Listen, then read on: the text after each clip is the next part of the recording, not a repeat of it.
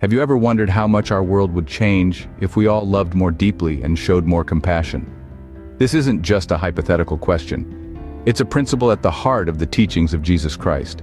His words, echoing across the centuries, have the power to transform our lives, our communities, and indeed our world.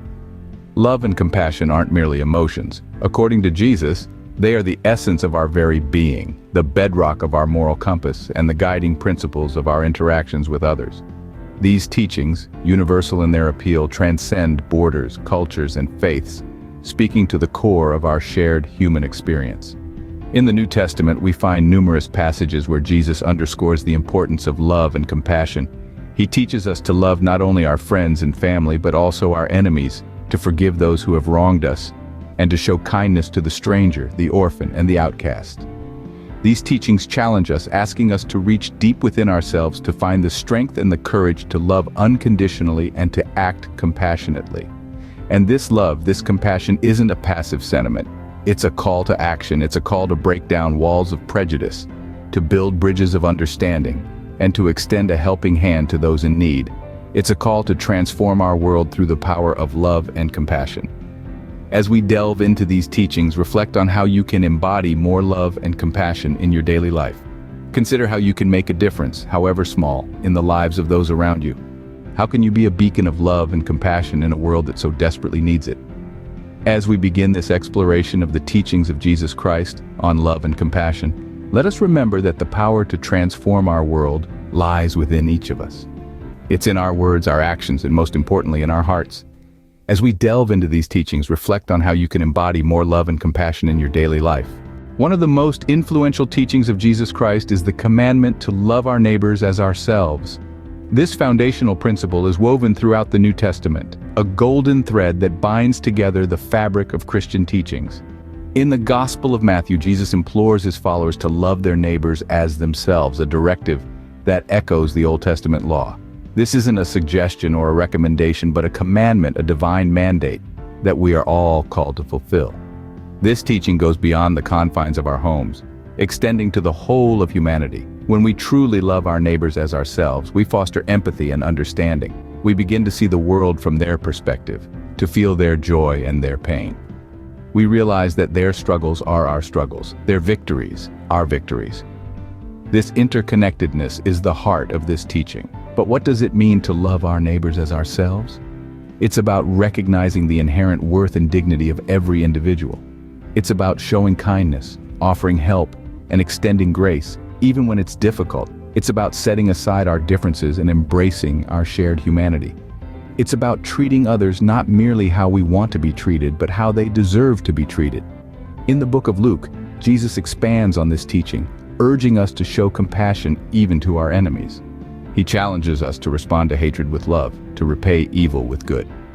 This is a radical love, a love that shatters barriers and builds bridges, a love that heals and transforms.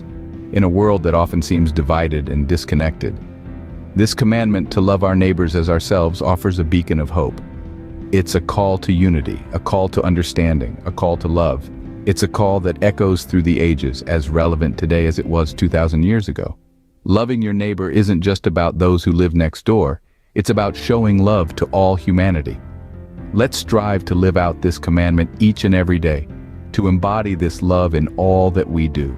Jesus Christ taught us that forgiveness is a profound expression of love. In the book of Matthew, we find a stirring passage that underscores this very sentiment. Peter, one of Jesus' closest disciples, poses a question to him, asking, "Lord, how often shall my brother sin against me and I forgive him? Up to 7 times?" Jesus responds, "I do not say to you up to 7 times, but up to 70 times 7. This exchange is so much more than a lesson in arithmetic. It's a call to boundless, relentless forgiveness. It's a reminder that love isn't a ledger, keeping track of wrongs, but an open heart, ready to forgive and forgive again. But what does this look like in practice? It's not about being a doormat or ignoring the hurt we feel. Instead, it's recognizing the pain, acknowledging it, and then actively choosing to let it go. It's deciding that our love for the other person, and for ourselves, is stronger than any resentment we might harbor. Forgiveness, you see, is a two-way street. It's an act of love for the person who wronged us, certainly, but it's also an act of love for ourselves. Unforgiveness is like a heavy stone we carry around with us, weighing us down, sapping our energy, and clouding our joy. When we forgive, we set that stone down. We free ourselves from the burden of resentment, and in doing so, we make room for more love, more joy, more peace in our hearts.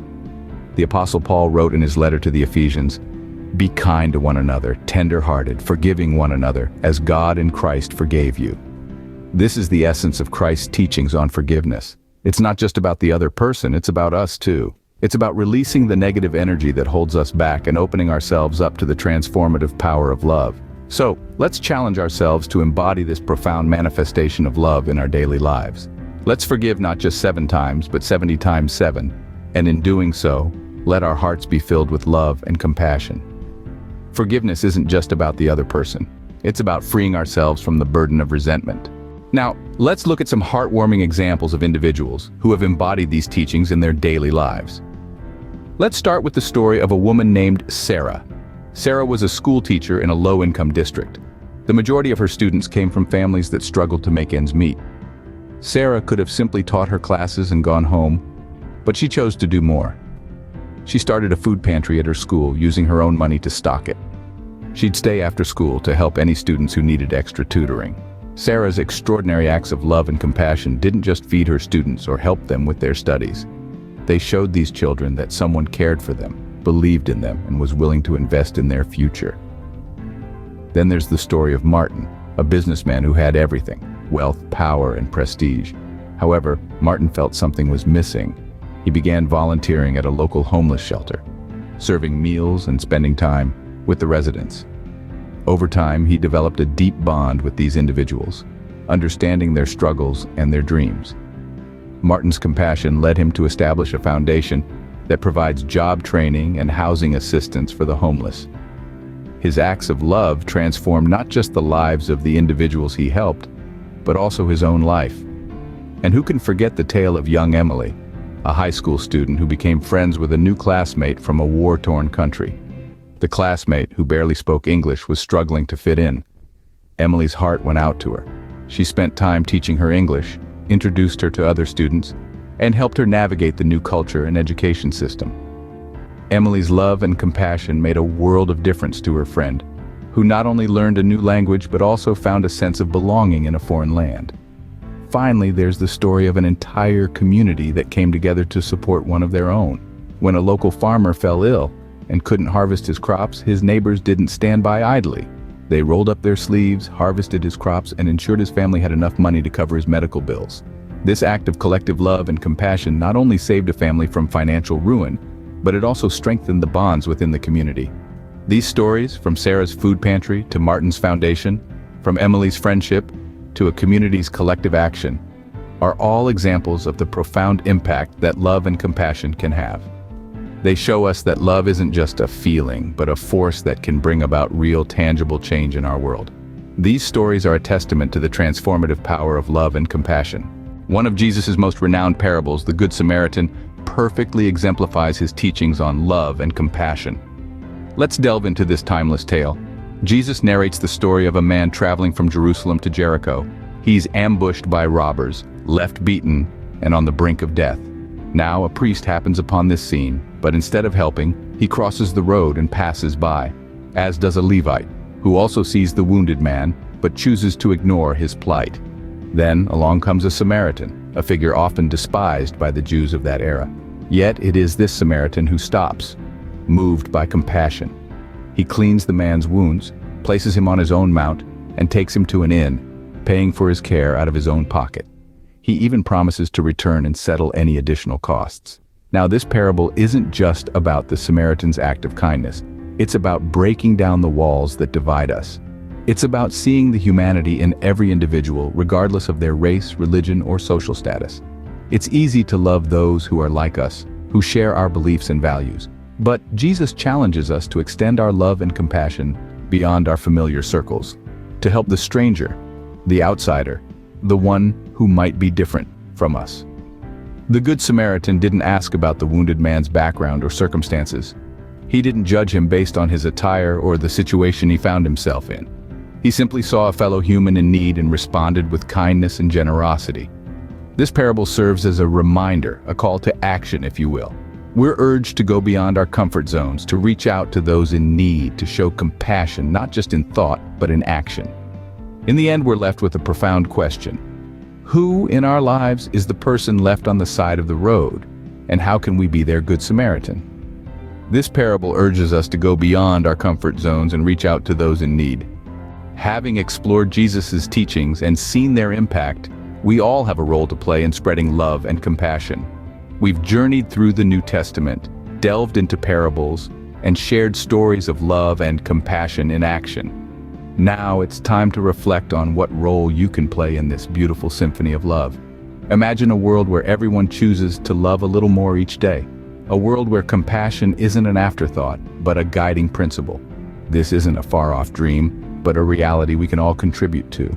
It starts with you and me, here, today. Think about your daily interactions. How can you embody love in those moments? Perhaps it's as simple as offering a warm smile to a stranger, lending a listening ear to a friend in need, or offering a word of encouragement to someone who's having a tough day. These small acts of love and compassion can have a ripple effect, touching countless lives and sparking a chain reaction of kindness. In the words of Mother Teresa, not all of us can do great things, but we can do small things with great love. So don't underestimate the power of small, consistent acts of love. They can transform the world around you one act at a time. Consider volunteering your time to a cause that resonates with you. There are countless organizations and initiatives out there that could use a helping hand. Remember, love and compassion are not just feelings, they are actions. They are choices we make every day. As we venture into the new year, let's challenge ourselves to be more loving, more compassionate, to see through the lens of love in every situation. Let's strive to make every interaction an opportunity to spread love and compassion. Remember, every act of love, no matter how small, can make a significant difference. So let's go out there and spread love.